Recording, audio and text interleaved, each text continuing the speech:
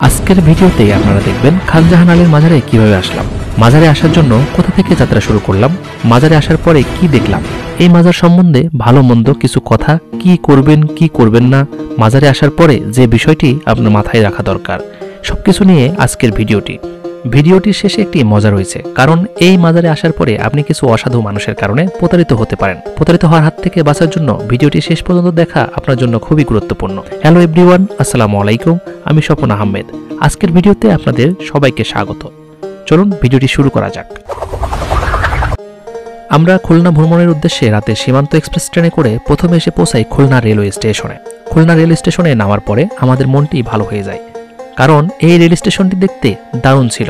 Rail station থেকে জনপ্রতি 10 টাকা ভাড়া দিয়ে আমরা যাচ্ছি হচ্ছে সোনাডাঙ্গা বাস স্ট্যান্ডের উদ্দেশ্যে, কারণ সোনাডাঙ্গা বাস স্ট্যান্ড থেকে বাসগুলো ছেড়ে যায় বাগেরহাটের উদ্দেশ্যে।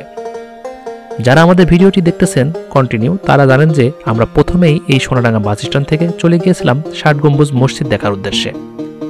60 গম্বুজ মসজিদটি দারুণ ছিল। 60 গম্বুজ মসজিদ দেখা শেষ করে আমরা এখন যাব খান জাহান আলীর মাজারের উদ্দেশ্যে।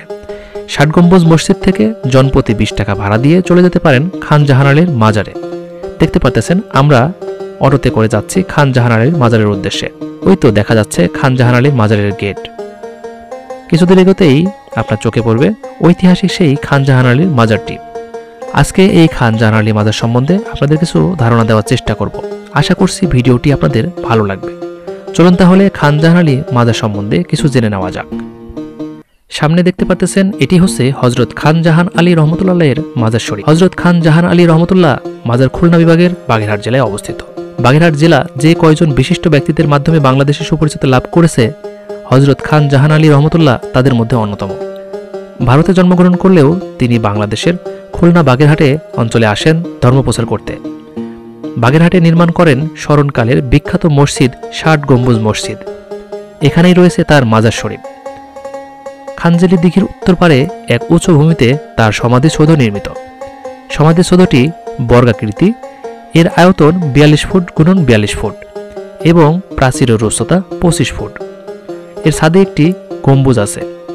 দরগা বা সমাধি সৌধের স্থাপিত শিল্প অনেকটাই 60 গম্বুজের ন্যায়। শিলালিপিতে মৃত্যুর তারিখ, দাফন তারিখ ছাড়াও আল্লাহর নাম, কোরআন শরীফের কয়েকটি সূরা এবং তার উপর আল্লাহর শান্তি বর্ষিত হোক ইত্যাদি নিবেদিত আছে।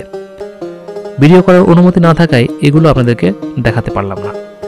প্রতিদিন দেশ বিদেশের বিভিন্ন স্থান থেকে জাতি ধর্ম নির্বিশেষে হাজার হাজার ভক্ত তার রুহানি দোয়া লাভের আশায় মাজার জিয়ারত করতে আসেন। এছাড়া প্রতি বছর 25 অগ্রহায়ণ এ মহান সাধকের মাজার প্রাঙ্গণে বার্ষিক ওরস মোবারক এবং চৈত্র মাসের প্রথম পূর্ণিমায় বার্ষিক সম্মেলনের উপলক্ষে এক বিরাট মেলা অনুষ্ঠিত হয়। এই ওরস ও মেলায় দূর দূরান্ত থেকে হাজার হাজার ভক্ত শ্রদ্ধা নিবেদন করার জন্য তার মাজারে সমবেত হন। এবার চলুন জেনে নেওয়া যাক এই মাজারে আসার পরে আপনি কিভাবে প্রতারিত হতে পারেন। আপনি এখানে আসার পরে আপনি চাইবেন যে মাজারটি জিয়ারত করে আসি। জিয়ারত করার জন্য যখন আপনি মাজারে যাবেন, তখন এখানকার কিছু অসাধু কর্মীরা আপনাকে মাজার জিয়ারত করতে নিয়ে যাবে।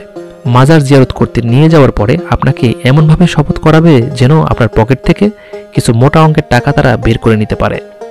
আপনি যদি চালাক হয়ে থাকেন তাহলে জীবনেও তাদের শপথ পাঠ করবেন না।